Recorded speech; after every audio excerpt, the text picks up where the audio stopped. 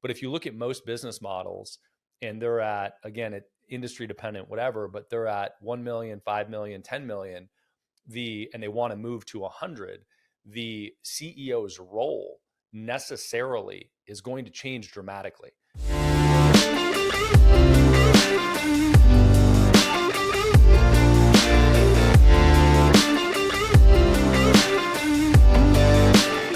Erik Van Horn, it is great to see you, man. I appreciate you carving out some time. Brad, it's awesome. Glad to be on. Yeah, man. So we've known each other for several years, and our business paths have intertwined in many ways now. You are a business partner with Justin Donald, who's a dear friend. But the majority of your life, and I dug in a little bit before we talked, before today, majority of your life has been really, really heavy in franchises, which should be no shock because it's kind of what you're known for. But give me the rundown, because it's like dozens and dozens and dozens of locations and different types of franchises, et cetera. How did that start, and how'd you get into business in the first place?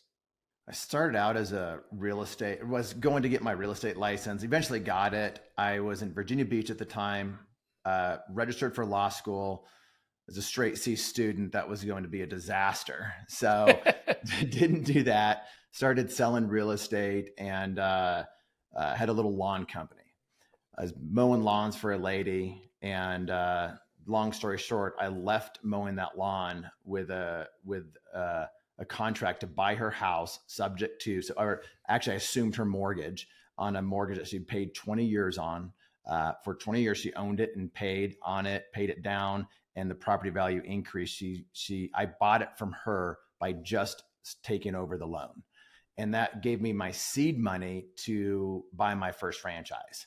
And by the way, she wanted to do that. She's like, Erik, you seem like a nice young man that's really wanting to make a name for himself. Like, we don't want this house anymore. And we want you to buy it from us and you to pay the closing costs. And so I didn't have any money at the time. Like, I was broke. And I called my parents and said, hey, do you want to partner with me on this 50-50? And they thought it was too good to be true. Turned out it wasn't too good to be true. We did that. They paid the closing costs. I got my first large chunk of money, and I rolled that into my first franchise. And it was a local franchise in Virginia Beach where the founder was. And it was a pretty decent sized franchise at the time. It's called Liberty Tax Service. And then I bought that, started in Kansas City, bought a larger area in Austin. And that's how I know the east side of Austin really well, or what used to be the east side of Austin. Right. Because where all the check cashers used to be, and, payday loans and all that stuff, that's where we were putting our tax offices. So we built that up to 42 locations, and then sold that. Jesus. And that was about over an 8 or 9 year period.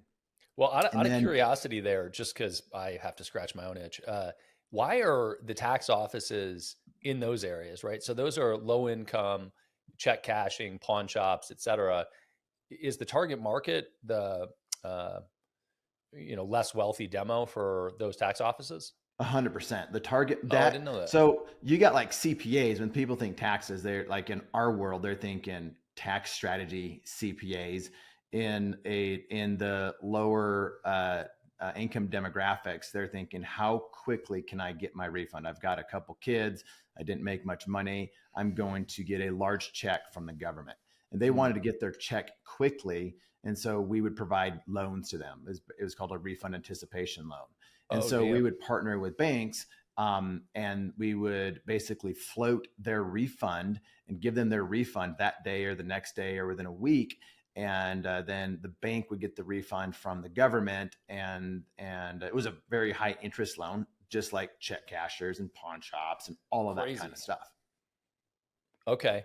Why did you, and so we're going to get into this, I think, in more detail, but why did you pick that one? Was it luck of the draw? How did you decide? Oh, complete luck of the draw. They said things like, they were big fans of the E-Myth and Rich Dad, Poor Dad. And they said, we are in the tax business, but we don't want CPAs. We don't want accountants. We want people to work on their business. And Michael Gerber with the E-Myth, he spoke at the first convention that I went to with them. So they were big believers in that.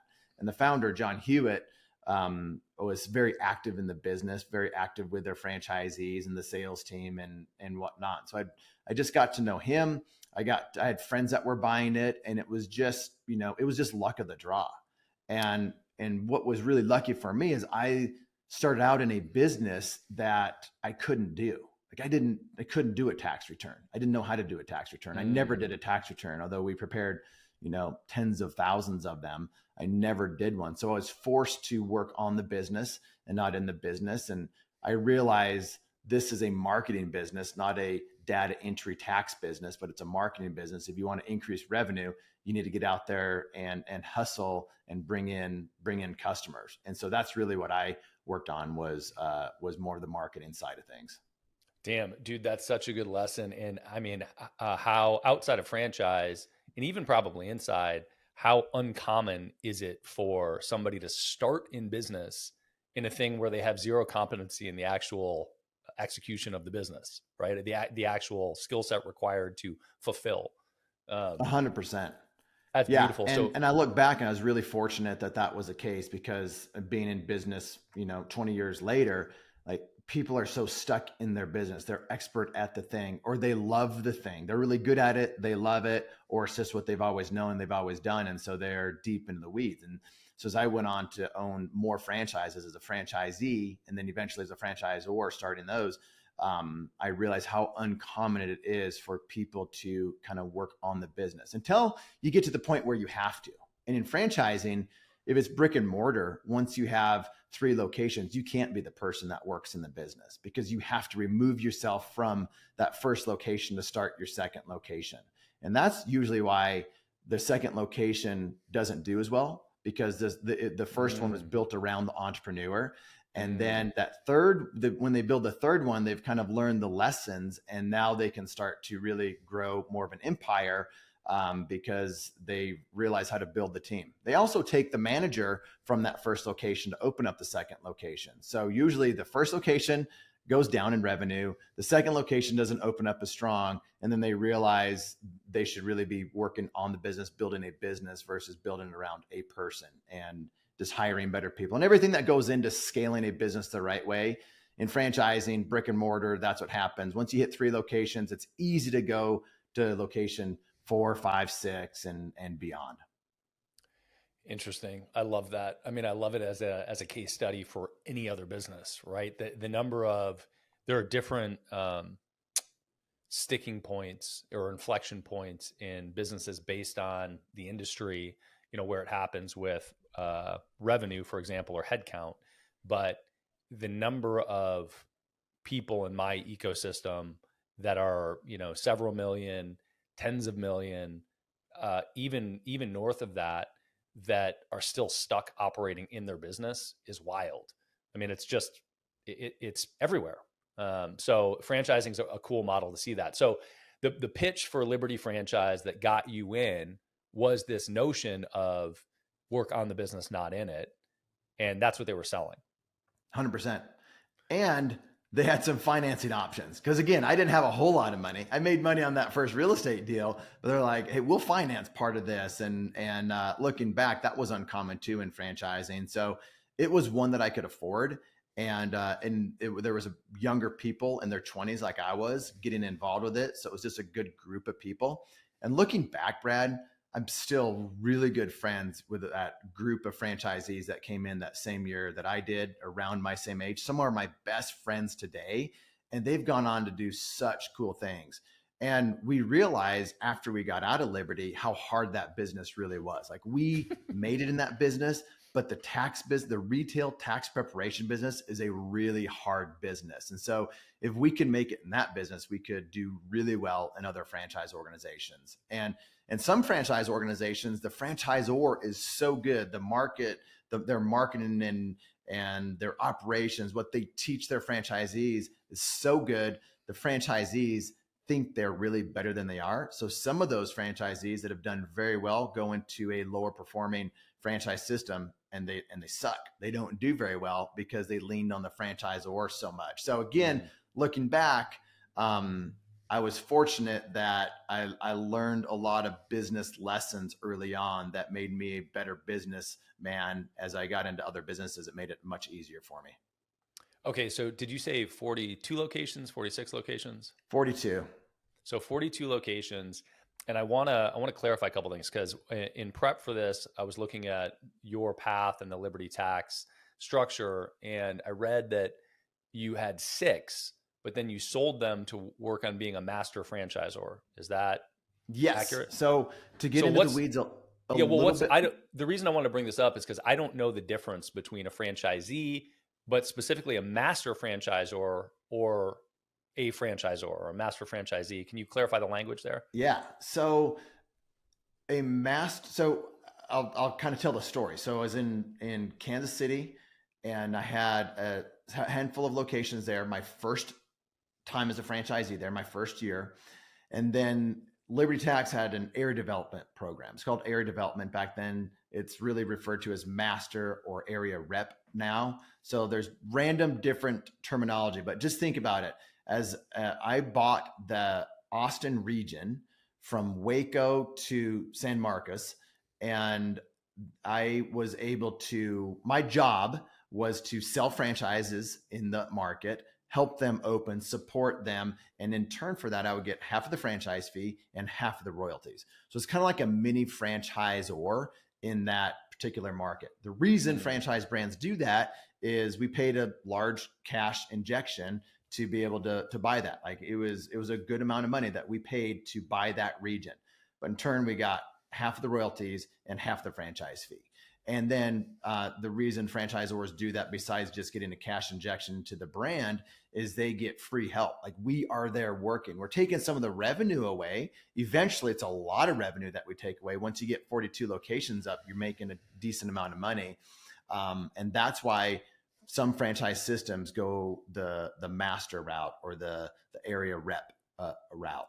So when we got to the point where and I knew it. I was always getting prices from the corporate office, asking them, how much is this worth? How much will you pay to buy this back from me? Because eventually the brands buy them back from the franchise, from the area developers or the area reps.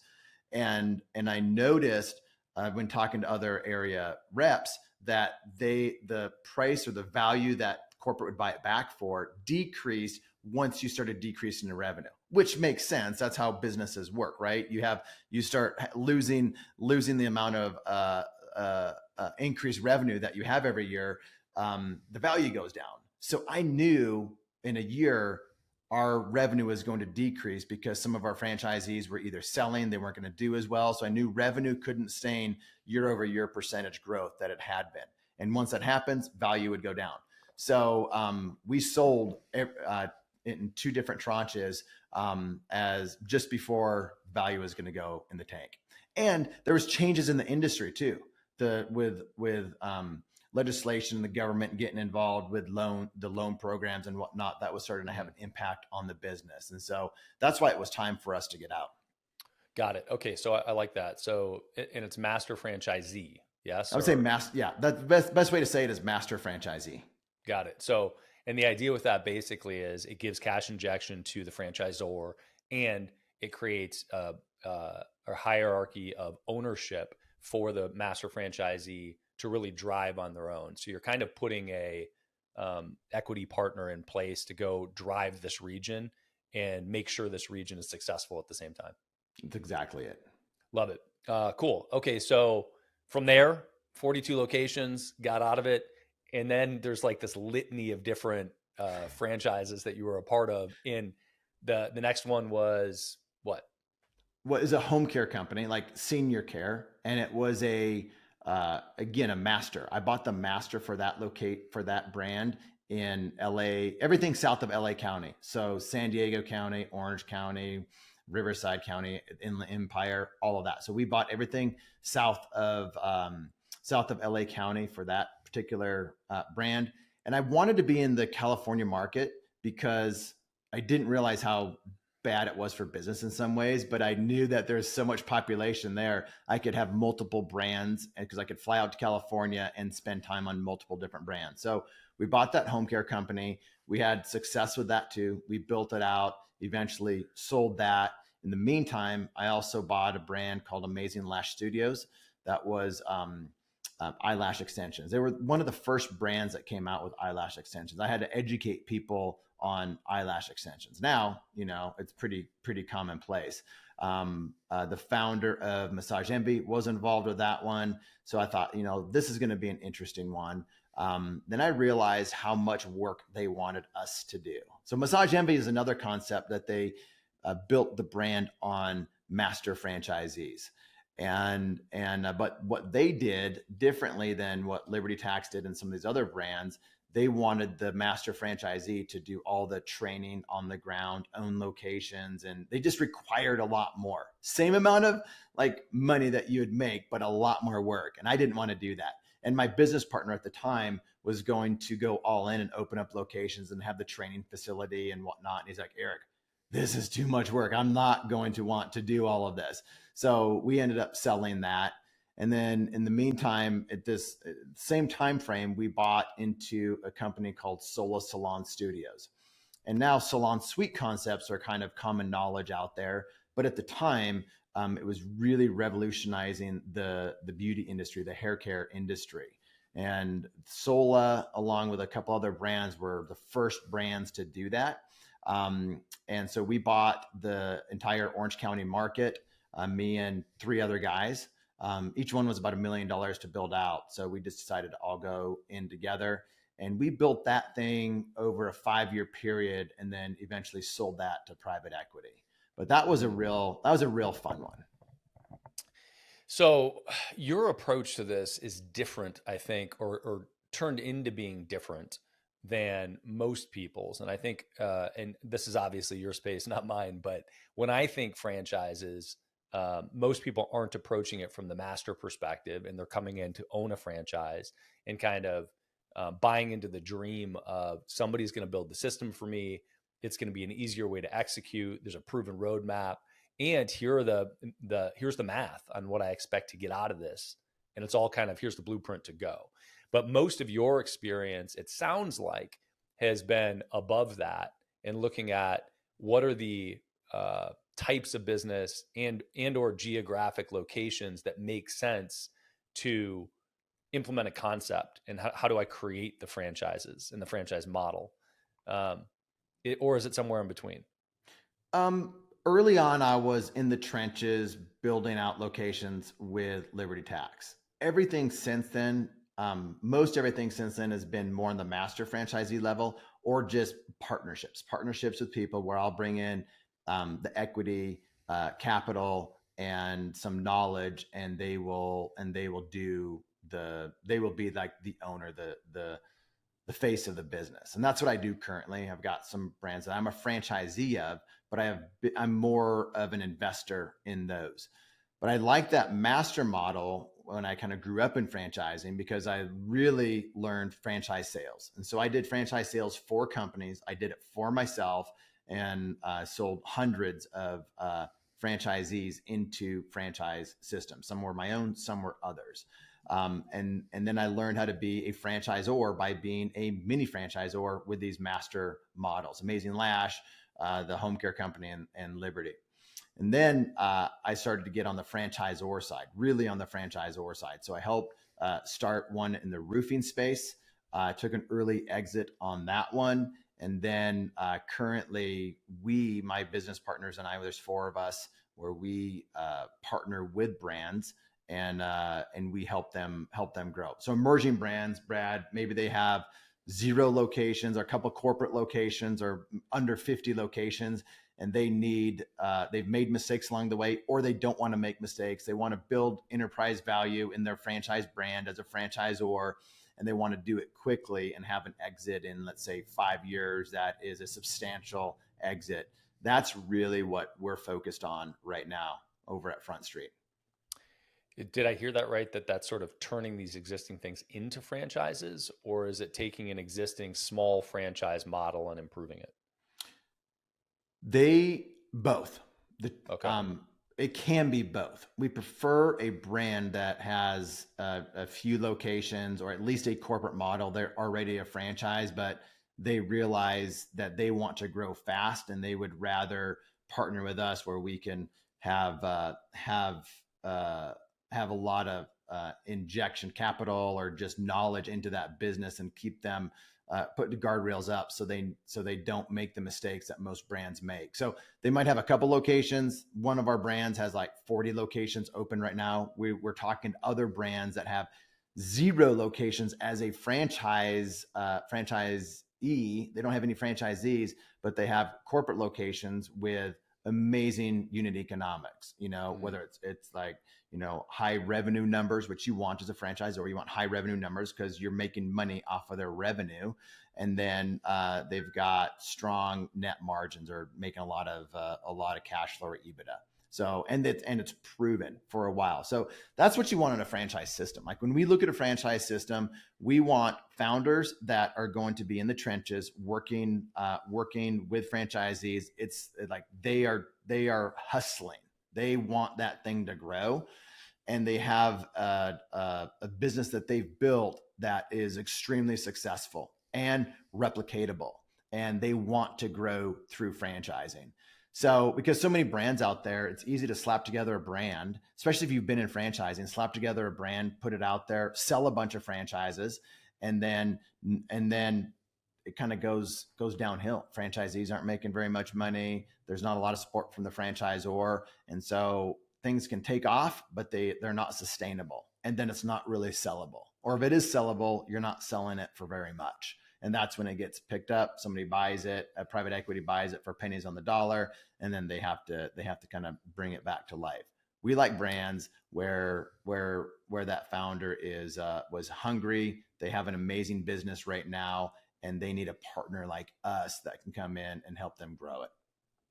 So I'm looking at when I think about franchising, I think about this in sort of a few buckets, and you've just made another bucket for me, which complicates my mental model here. But I have always thought about it in terms of entrepreneurship or investing, and sort of, if you are early in entrepreneurship, or if you're not, but you want a roadmap put out for you, and just to keep opening new franchises, and that might be the master model or just having a handful. That's one model is, hey, I'm an entrepreneur. I'm going to go in and run these businesses and keep opening more. And that's my clean, nice, easy, I'm going to say simpler business model, not easier, but simpler, perhaps not easier. And then the other is, as an investor, I'm deploying capital, right? However I got my money, where do I put it to make a return? And there are tons of vehicles for this, right? Like I lean heavy in real estate. And a lot of people that I know lean heavy in investing in other businesses.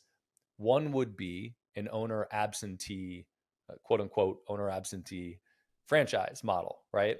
And then you've introduced this third category, which is sort of in the middle, which is the master model or the franchisor model, which is an operating model to some extent. But I'm trying to make sense of where that fits into my little buckets.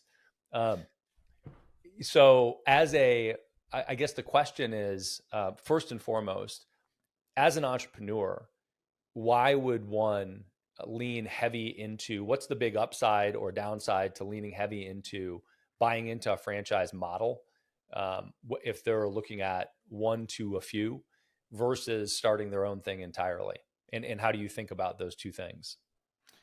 It's easy. A typical entrepreneur, or someone that's wanting to leave their 9-to-5 or doesn't have a job anymore and they want to be self-employed, franchising is kind of an easy next step for them as a franchisee, because they just go in and they should just execute what the brand has proven to be true. Like that's what they should do. And they should make the kind of money that they want to make through that. If they do their due diligence and the franchisees are doing that kind of revenue, then they can stop at, 1 or 2 or 3 locations. If they want to make 100,000 or 300,000 or $1 million, whatever it is, they can grow to that. And some people, once they hit that number, that's called $500,000 of income a year, they're happy and they don't want to do anymore. So they stop. Others want to keep going and they grow to 10 or 12 or 50 locations, whatever that is. So there's a path to grow, or they diversify into another brand. So that's the entrepreneur that wants that proven model. And here's the other thing in franchising. there are true entrepreneurs in franchising, because you can, the franchisor is training your managers, you're training your second in command. Like the franchisor is training that person. It's not you as the entrepreneur doing everything for them. So that's what's one of the things that's kind of nice for true entrepreneurs in franchising. So that's that one bucket. The master model is people that have been in franchising and they don't want to be a franchisor because there's a lot of risk. There's delayed gratification. There's everything, it's not easy to be a franchisor. So many of them fail, and it costs a lot of money to get started. And now you're relying on everybody else to make, you're helping them make you money. And so it's a completely different model. So first bucket, franchisee, kind of in that bucket is that master model. That's one bucket. Franchisor is bucket number two. And they're like entrepreneurs. Like we talk to entrepreneurs every week. They have a really cool business model. We're talking to one right now in the property management space. Really cool model, makes them, over 7 figures a year net profit, works 10 hours a week on it. And he said, Erik, we got this cool model. It's a little bit different than the average property management company out there. We are a franchise right now, but I'm not sure I want to continue franchising it. We don't have any franchisees. I don't want to work more, and I don't want to put more money into this. I want to keep living my life. And we're like, you should have never franchised it. Don't start selling franchises now, because you are no longer in the property management space. This is true for any franchisor. You're good at making cookies. You're good at having, doing taxes. You're good at, whatever it is. And you've been told you should franchise your business, and you do it. You are in the franchising business now. You are responsible for supporting franchisees, coaching them, helping them be successful. Franchisees will never give you as a franchisor credit for how well they do. They will always blame you for things that go wrong. And that's just the nature of being a franchisor, until they've kind of gone through the whole life cycle where they realize it's a more of a good working relationship with the franchisor, and the franchisor actually wants to help them. And then they're working together, and it's kind of a win-win situation. But early on, franchisors don't really, they don't understand this dynamic in the game, and they think it's going to be easy. It's an easier way to scale than just them opening up more corporate locations. So in the franchising, as a franchisor, you are no longer in the business that you were in before. You were in the franchising business, and it's a new business, Brad. That's the thing that they don't understand. Yeah, I was successful in, making widgets or selling widgets or providing the service, but they've never been that franchisor before. They don't know the landmines that are in front of them. They don't have the relationships that they need. And that's why so many of these things fail. They put so much money into it, and they think they have the best, and they might have the best product or the best service or the strongest mode or whatever it is. But if they can't sell those things, it's not going to go anywhere. So there's so many challenges that franchisors face. And it's, like I said, delayed gratification. You're spending all this money for the entrepreneur, the franchisee, to start making money. And once they hit high revenue, then you start making money, but it's all delayed. You don't make money off of the franchise fee. That goes right back into getting more franchisees. You have the corporate staff helping support them. And so there's a lot of delayed gratification, but there's a really nice payday. Once you have 50, 100 locations open up, you're making $5 million of EBITDA as a franchisor, and then private equity will look at that 5 million and they might offer 15, 18, 20x on that, which is, a good multiple. But that's the multiple that franchisors get versus the entrepreneur at a 3x or a 4x. Yeah, so I want to talk about that specifically, the exit side of things. But I also think that there's a strong parallel with that idea of jumping from franchisee to franchisor, and the growth in any type of business. Because with franchising, you're talking about opening one location to 2 to 3 to 4, and then moving and saying the franchisor is a different value proposition. Your roles and responsibilities are different. But if you look at most business models, and they're at, again, at industry dependent, whatever, but they're at 1 million, 5 million, 10 million, and they want to move to 100, the CEO's role necessarily is going to change dramatically, right? You might have been the salesperson or you might have been the manager. And as that business grows, your role has to change. Your responsibilities have to change. So I think there's a strong parallel there either way, whether it's the franchise model or otherwise, for an aggressive entrepreneur, right? For somebody that wants to really scale something. But what is the value proposition? Let's talk franchisee first on exit and then franchisor. So if you're an entrepreneur and you just want to open a few models, what can you expect in terms of the exit proposition on that? Do you sell them back to the franchisor? And how does that change if you are a franchisor? So what's nice about franchising for franchisees is there's a built-in pool of buyers, because there's always people that are wanting to grow and people wanting to sell. And so some of these franchise organizations have franchisees that are aggressive buyers. They are buying out other franchisees. And that's happening in Club Pilates. The Club Pilates franchise system, the franchisees are healthy. They're doing well. I have friends in it. Friend back from Liberty Tax that I got him into Club Pilates, and he did very well, and he wanted to continue to grow. And so he partnered with a private equity company, and now they are aggressively acquiring franchisees. And I'm guessing, I don't know, they're paying anywhere from 2x to 6x, depending on a lot of different factors. 2x to so 6x just call that EBITDA? EBITDA. Yep. Mm-hmm.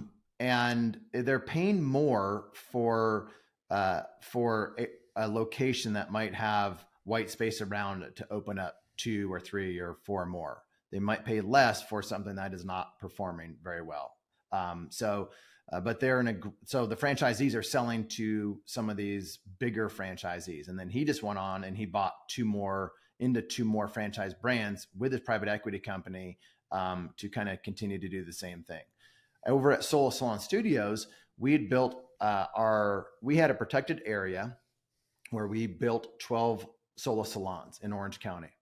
And we bought the rights to do 3 more to lock down that market for 1 more year. Because we knew the private equity company that bought Sola wanted to grow in our market. So we knew after a year that franchisor was going to come in, our exclusive rights were gone, and they were going to come in and start opening up locations, which meant they were going to cannibalize some of our existing locations.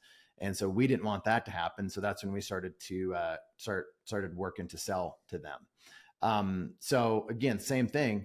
If we have a protected area, we have something of value. And we had opportunity to build out more. And so that was enticing to them. So that's why we sold. You'll see that like Orange Theory franchisees and area developers. They're a lot of the early master franchisees at Orange Theory. They would open up their own locations, and then private equity was very interested in them because they kind of controlled a region. So now the private equity company could control a region and get money from the franchisees, but they could also pick where they wanted to grow. So they had more control. And so they were able to get much higher multiples than an average Orange Theory franchisee would, because they were also the area developer or the master franchisee, which meant they had control of a market. So, and they had white space. So white space control equals higher valuations for the franchisee. Got it. So independent franchisees, the exit path is other franchisees or a master franchisee. Once you get up to the master franchise level, then you've got private equity that might be interested in buying you out as well, and potentially at a better multiple. I would say private equity is interested at that point, but also the dynamic of the master franchisee and the franchisor, that dynamic changes, because the franchisor is now looking at you and saying, you are making $1 million. And if I had that $1 million, I have private equity that would pay 15x of that. So 15 million. and they know that that's what it's worth to private equity, and yet that's an expense to that franchisor. So the franchisor will go and say, I will buy you out at 4x or maybe 6x, so they will make the difference between the two. So that's when the franchisor starts buying them back. Typically right now it happens before private equity is even interested. And now a lot of that's even built into the contracts. It's got predetermined, some of those are going to possibly be predetermined price points or the multiples that they'll pay for that stuff. Got it. Awesome. And then as a franchisor, the exit path is who or what? As a franchisor, the exit path is like a family of brands. Neighborly used to be called the Dwyer Group, and just big money. Family of brands. They own multiple and a lot of different franchise brands in the home care space. Some are in the fitness space. Some are in the beauty space. So they want to have a family of brands that are kind of in a similar industry. Others are just there's some brands more like family office, like think big money family offices that they just want to buy a brand and hold on to that brand. Others are just private equity companies where they have they'll have probably 12 brands that come in there, and they will take them from where they are today, build them up, sell more, trim expenses, increase EBITDA, and then have another exit. And that's when these founders of these brands are probably going to roll in some of the original sale into that larger company, so they'll get a second bite of the apple. So there's multiple different paths. There's investment bankers that are just focused on franchise brands, and they will shop it around. Some are bigger brands that own big companies, but they also own some franchise brands. Think about Belfour. Belfour is a huge company, but yet they have some of their brands are franchisors. So what people like these buyers of franchisors, they like them because it's consistent reoccurring revenue. It comes in every month. Where franchisors get in trouble is contracts. They have a million different contracts with their franchisees, so not everything is uniform, and that's when value starts to decrease for the franchisor. They didn't realize it at the time, making special arrangements, special addendums, special amendments, special deals, which they really can't. Some of them it's illegal to do. Some of them they shouldn't have done it, but that eventually will hurt the exit value of a brand when they're just not buttoned up like that. But really, and here's the other thing too, Brad, there's other ways to make money besides royalties. Early franchisors think the money is in the royalty, 6%, 7% royalty, but franchisors make money on rebates or kickbacks or different things, whether it's material, it's vendors, it's whatever it is. There's other revenue streams for the franchisor. Should be still offering that product or that service to the franchisee at the same or better price that they could get for themselves. Yeah. But that's not always the case with greedy franchisors. But not all franchisors are greedy. That's what I was going to ask you. There are some that are greedy, but some are not. Well, that's what pops up for me is I have these situations routinely with strategic partners. So at Easy Pay Direct, we've got different strategic partners, and they have an audience of business owners, right? That is our target market, and we would love to serve them. And some of those people, it's uncommon, but some of them say, yeah, sure, we're happy to promote Easy Pay Direct to our audience. We want to get what's best for our audience. No, we don't want any kickback for it. We don't want any financial relationship. We just want the best deal for our audience. But the majority would rather be paid for it. In the event of a franchisor, and I have this situation with banking relationships in the reverse, right?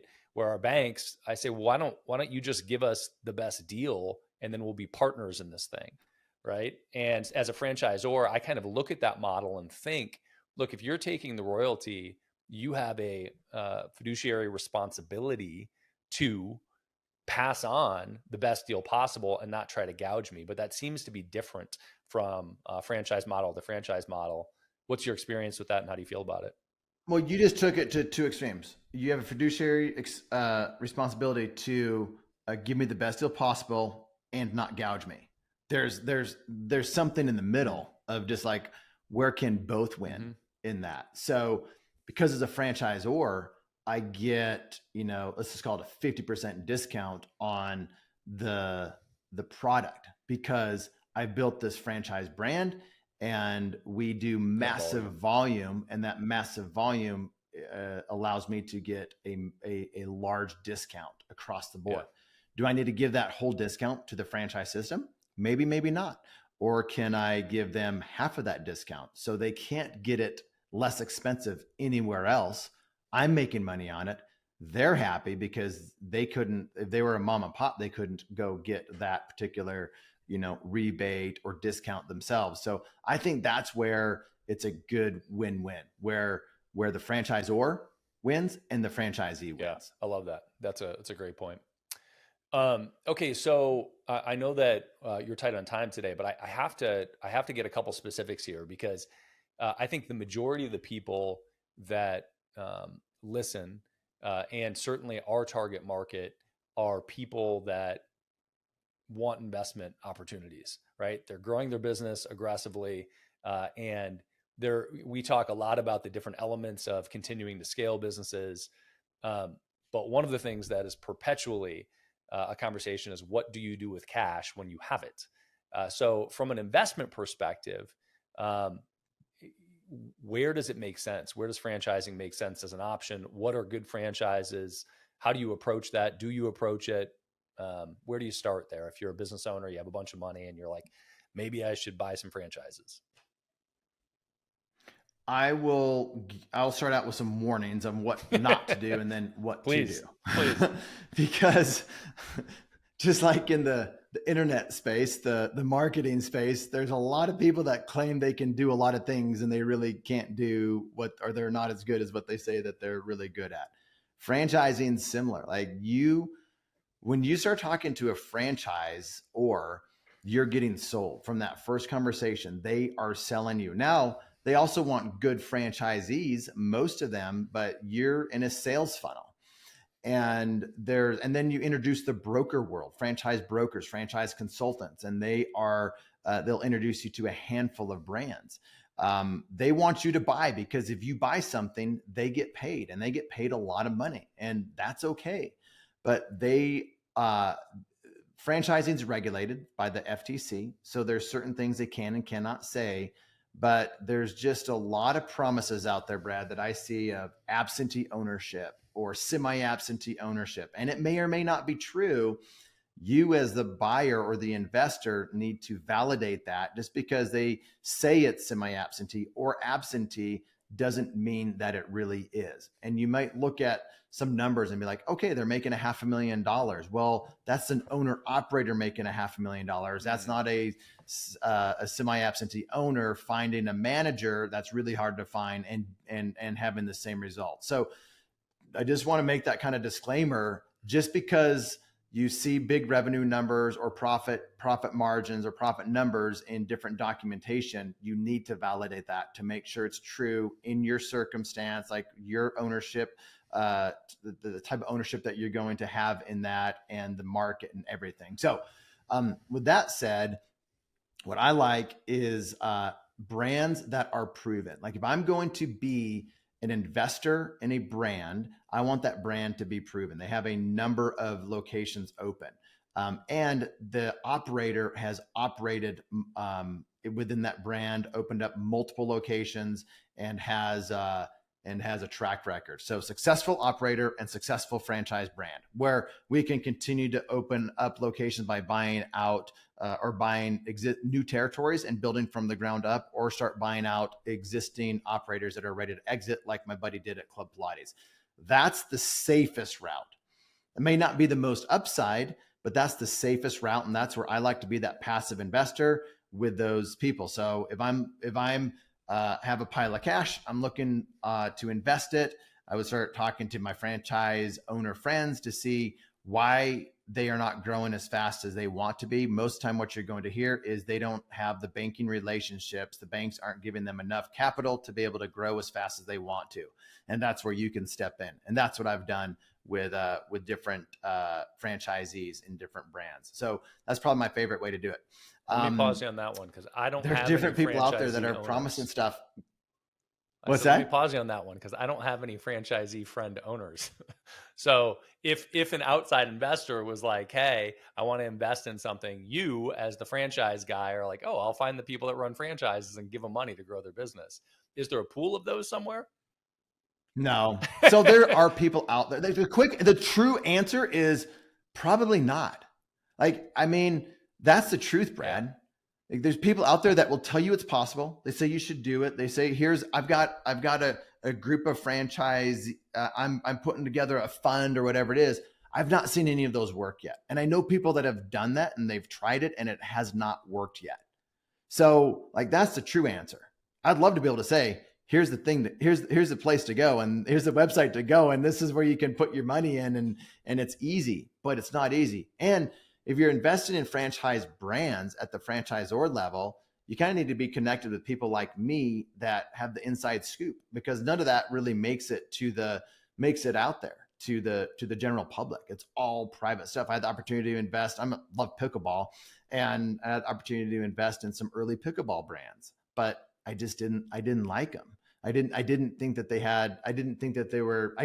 it just wasn't the right one for me. So I'm very picky on what I invest in. And that's more angel investing. That's more like venture capital. That's not cash flow investing. So if I've got capital that I want to deploy, it's probably not at the franchisor level, because that's more angel or venture. It's at the franchisee level, which is like normal business ownership level. So it's just, I think of the same thing as if I've got a buddy that has an HVAC company and he needs capital, I will inject capital. I will partner with him. Same thing in franchising. You're partnering with that franchisee. I don't have a really good answer for that, or a really sexy, cool answer for that. Got it. That's just the truth. Well, I think that's helpful. Let me back out one level. And basically what I heard was, if you want to invest in the franchise system in a franchisee, you still better have an operator. Yes. Yeah. You have to have that operator. Yeah. That's the franchisor just gives you the playbook. The operator is the one that executes it and really makes it successful. And that's the beauty of franchising. Most of the time, they're owner operator. They're very or if they're not owner operator, they're active in the business, and the outcome of that business depends on them. And that's the same for any business out there. All right. That's not the answer that people want as an investor, but I love it. No. So before we wrap, to that end, what do you think are the closest models in the franchise system to owner-absentee? I'd say they're more kind of real estate based. The most semi-absentee one that we had was Solo Salon Studios. And that is kind of more of a real estate play. So if you start to hear the franchisor equate it to real estate or something else that is a bit more passive, like a rental thing or whatever it might be, that is going to be more passive or semi-absentee. If there's a lot of employees involved, or if the model doesn't have a highly paid, doesn't have low employees, or if it doesn't have a highly paid, like operational person, C-level, COO type person in there, $150,000, $200,000, a lot of that person that can really run a company, it's probably not going to be semi-absentee. Because I mean, with that said, one of our brands, the name's GoGlow, GOGLOW. They are like a spray tanning, or not organic, but healthy spray tanning.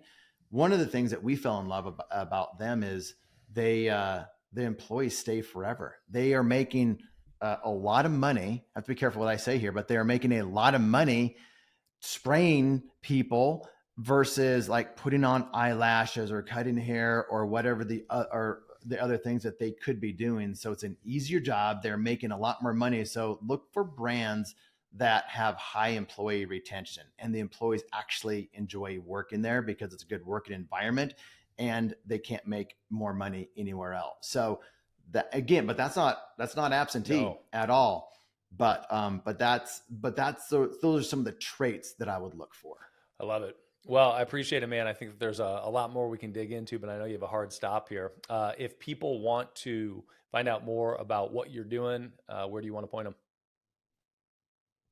Check out scalablefranchise.com, Scalable Franchise, or Front Street Equity Partners. It's frontstreetep.com. And you can check me out there. I've got a podcast and a Facebook group for people that are interested in franchising. I love it, man. Appreciate you carving out the time. Until next time. Brad, it's always fun. Appreciate you. Sweet, man. Glad we finally made it happen. I know. Thanks for doing it. Yeah, for sure, man. For sure. We'll let you know when it gets pushed out. And you've got something to jump on right now. Yes. Yeah. We'll catch you soon. Love it. I hope you enjoyed the episode as much as I enjoyed doing it. I need your help. There are 3 places you can find Beyond a Million: the podcast itself, beyondamillion.com, which has some cool free resources, including a free course. And we finally launched the Beyond a Million YouTube channel. I would love it if you would go there and subscribe. And if you don't want to, you still would probably enjoy seeing the visual content. Check it out, youtube.com/@Beyond a Million.